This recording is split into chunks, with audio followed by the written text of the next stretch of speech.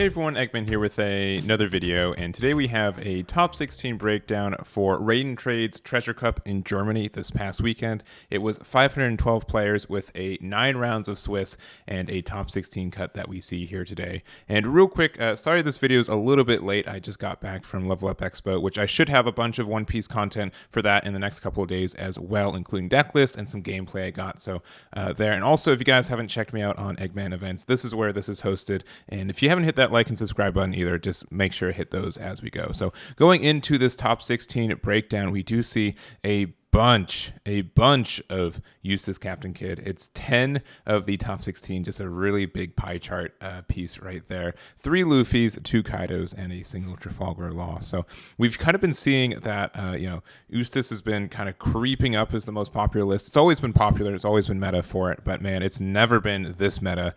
And that's again, when something that hits like above like 40% to me is like, man, maybe this leader or this archetype is maybe a little bit dominant here, and man, it is a little bit more than that for this guy too.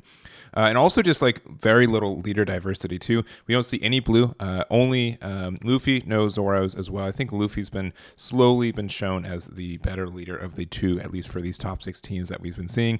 And also for this event too, Raid and Trade was very nice at doing the leader breakdown for us as well. If you guys aren't following Raid and Trade, make sure to do it on Facebook. They have a bunch of good graphics too. But we did have 169 kids as well, which is more than the next 2 leaders combined of Luffy and Kaido, and then of 81 each exactly, which is really neat. 73 Trafalgar Law. So like all 3 of these had like the same more or less. It was like the second best, and it was a little bit more than just kid players in general.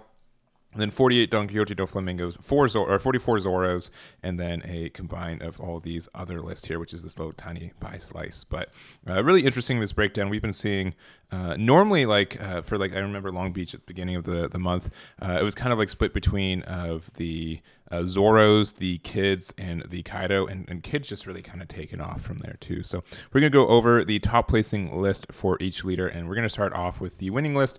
This is Matteo's kid list, and this is a kind of interesting one with this one just has a lot of event cards. In general, if you guys look through these lists, they're a lot different than I usually see for this. There's a lot more kind of text, and a lot of them run a lot more event cards than I'm used to.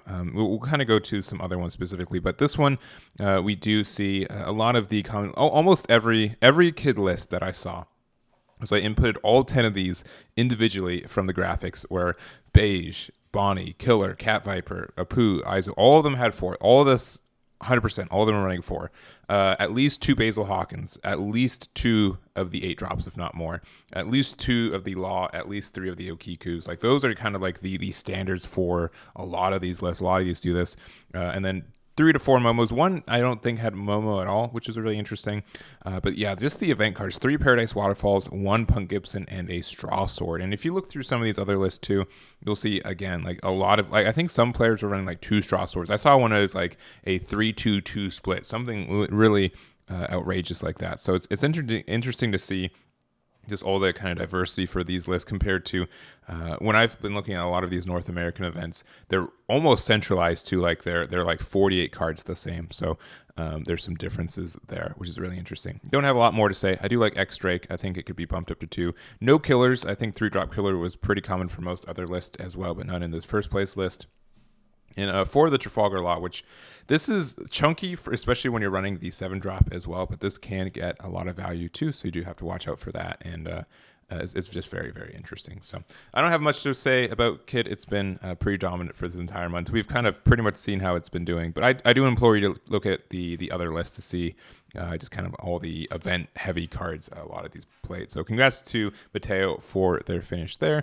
And next up, we do have Sudi's top 8 Kaido, because top 4 was completely kids, which is really interesting. And I do also want to mention that the list that was provided on the picture, it did have 51 cards. I don't know if that was just an error on the graphic or the error on the deck list. I'm not sure where the error lies. For my list that I put on the website, I went down to 3 Babanuki instead of the 4, so we will do that. We'll also look at the other topping list of Kaido just to have a known 50 cards one, but running a lot of blockers, 4 of the Black Mirror and the Higurashi, which is usually a little bit more. Usually people just play Higurashi and then maybe like 2 or 3 Black Maria, but doubling down on that. And then really just having a lot of these vanillas that you can just kind of drop. So 2 of this guy and 3 of the Babanuki is pretty aggressive on these vanillas, and then 4 of the 6-drop kings and only 1 of the 7-drop king as well.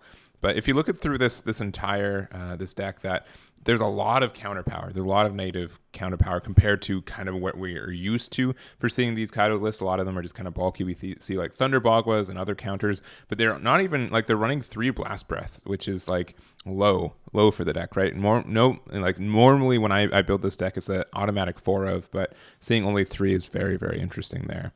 Everything else I think is understood. Purple doesn't have a lot of variety for what it can play. So this is Sudi's list here. And then we also have, this is a top 16 list. This is Mike B's list here. And this is, I'd say, more what I'm used to for a traditional Kaido list, running the Orochi 4 of. It is a super counter, super counter, and it does let you play it for 1 in case you do have, like, there is some matches where you just play something like this for 1 and it can get rid of like Bonnies, right? Like it's a Bonnie swing or it's a Nami swing or something like that, and that removal can actually be pretty nice. 1 Who's Who, which is a nice sweet little 1 of, and then the 4-2-3-2 split here, liking the 9-drop more than the 10-drop. Generically, I think like 2-3 split between the 9 and 10, I think has been generically what we've been seeing topping. Babanuki at 2 of, I think this is almost cemented into the list. Just for vanilla, that can be like a good turn 5 play. And then also seeing the Thunderbog was the Bracho Bomber and the 4 Blast Press, which is, I know this is more what I'm standardly used to. You obviously do have to be lucky with seeing what you need when you need it, but this is definitely what I'm kind of, this is less variety than what I see normally. So congrats to Mike on their finish there. We're going to go over to this Luffy list, and this is a really weird, interesting build. This is something I haven't really seen, and mostly because you just see, look at how many event cards this deck is running. It's absurd. Like, this is the most control heavy kind of Luffy deck I've ever seen. Mostly I kind of tend towards mid-range, leaning towards control in the sense where you're still trying to build tempo, but you still have like a lot of good removal targets and ways to do it. But this is like, yeah, I don't want anything on their board to stick ever. We have Otamas, we have the Nico Robins, but we work with the Round Table, the Jet Pistol, the 2 Red Hawks, the Jambay, and then also 2 guard points too, which like is a 1-3K, sure. I don't like, you are really flexible with your Dawn, so being able to have 1 open is not too terribly difficult to do.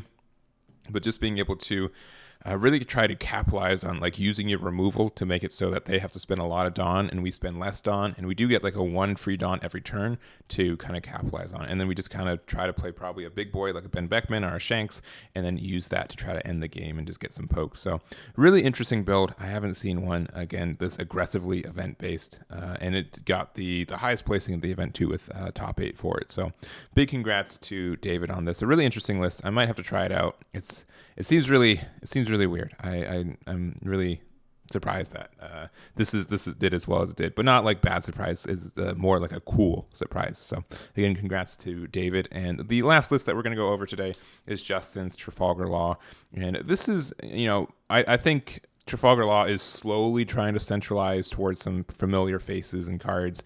I think like the bottom end is pretty much always understood. We run 4-4-4, like all 4s of Otama, Chopper, Beige, Bonnie, Nami. Sometimes you take out one of these 1 blockers in like a 4-3 split, depending on ratios and stuff. But I think these are just understood. No Momo in this build, but is playing the Killer and the Cat Viper at 4, Brook at 4, Izo at 2, and then this is a single Nico Robin. I really like running Nico Robin at more than 1 in these builds. I think it's very strong in the right setups, but I didn't get top 16 event with my build, so what am I to say? So they're also running the Luffy card here. It's a vanilla, but it does have the Supernovas and the Straw Hats tag, which is really great. So Bonnie can find it and Nami can find it. And sometimes like just having a 4-drop, like with this vanilla, I can see like on the board means that if your opponent wants to clear your board so you can't use your leader effect, they have to kind of invest a lot of effort into removing this Luffy, and that can be like really beneficial for you. So I think that's a nice little tech for the deck, and I can see that working out pretty well.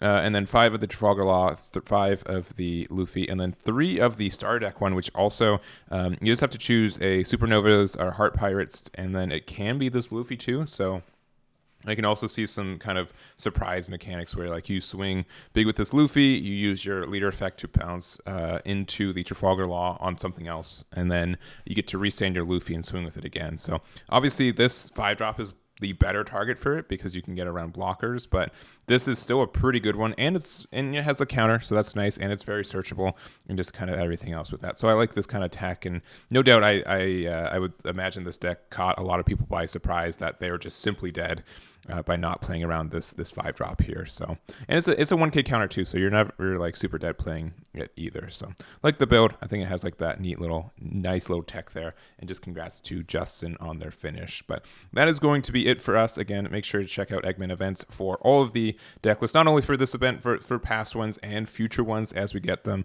Trying really hard to make this website work and look very good. If you have any feedback, let me know. But again, thank you guys so much for watching. I really do appreciate it. Catch you all next time.